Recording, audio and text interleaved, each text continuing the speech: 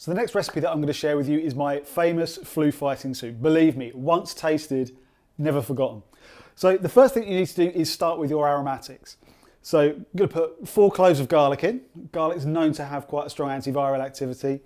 Next, going into some ginger. Now, ginger actually has some anti-inflammatory activity. When you think about it, when you're suffering from a cold and you're feeling bunged up, 9 times out of 10, it's not actually because you're full of gunk. It's because the mucous membranes have become inflamed as your immune system fights the pathogens. Anything you can do to kind of take some of the inflammation down is going to make you feel slightly less heady. So the ginger can really help there. Then we've got some chili. Have you ever had that experience where you eat something really, really hot and all of a sudden your nose starts to run?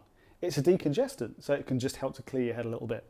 And then finally some red onion. And what we're going to do is just saute these for maybe 6 or 7 minutes until the onion's nice and soft. At that stage as well, I'm going to add a good pinch of sea salt. Make sure when you're using aromatics that you do season it right at the beginning, because that will pull all the flavours out.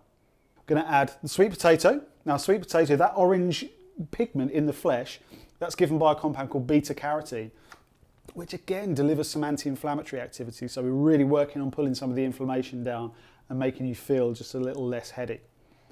Then we've got some shiitake mushrooms and some goji berries. Now, these are both things that are very, very rich in specialist types of sugars called polysaccharides. Polysaccharides are basically a complex, large molecular weight sugar.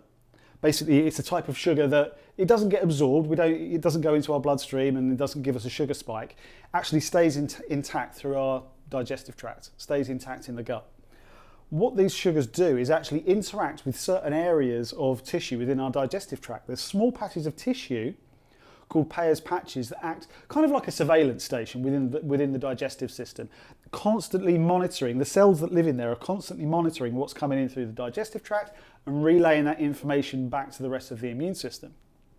When the sugars that you find, the polysaccharides that you find in things like goji berries and shiitake will actually move over those patches of tissue, they set off almost like an alarm response. It's a cascade that goes throughout the whole immune system and starts recruiting more and more white blood cells and actually helps your body to ramp up production of certain white blood cells, like natural killer cells, for example. The more of these you have in circulation, the better position you're in to fight infection faster. So all of these together, all in one pot, we're going to simmer it until the sweet potato is nice and soft, and then at that point, we're going to blitz it.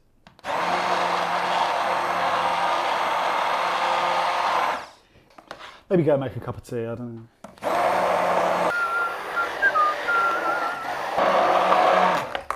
So that's pretty much it. Just, you want to get it quite as smooth as you can, really.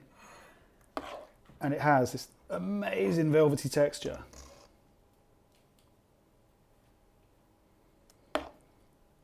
And it's vivid orange colour as well. The best bit of all, really, is this. Seriously, even if you're not particularly feeling under the weather, this is absolutely amazing. Good base for a curry as well.